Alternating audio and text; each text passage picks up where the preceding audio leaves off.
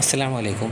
പ്രിയപ്പെട്ടവരെ, നമ്മൾ ഇന്ന് വന്നത് നമ്മുടെ നാട്ടുകാരനും പുളിക്കലിൽ വർഷങ്ങളായി മികച്ച രീതിയിൽ നടന്നു വരുന്ന മഹത്തായ സ്ഥാപനമായ ബഹ്റൈൻ ഗോൾഡ് ആൻഡ് സിൽവറിൻ്റെ ഓർണറായ നാസിർക്ക കുഞ്ഞിപ്പൂവിൻ്റെ വീട്ടിലാണ്.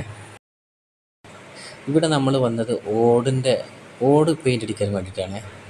അപ്പോൾ ഓട് നമ്മളെന്താക്കുകയാണ്, ആദ്യം നമ്മൾ ഇതുപോലെ പ്രഷർ വാട്ടർ, നല്ല ഹൈ പവറുള്ള പ്രഷർ വാട്ടർ വെച്ച് ഇതുപോലെ കഴുകി വൃത്തിയാക്കിയതിന് ശേഷം നമ്മൾ ഓടിൻ്റെ നല്ല ക്വാളിറ്റിയുള്ള പെയിൻ്റൊക്കെ വാങ്ങി നമ്മൾ ഇതുപോലെ സ്പ്രേ ചെയ്യാറാണ് കേട്ടോ പതിവ്.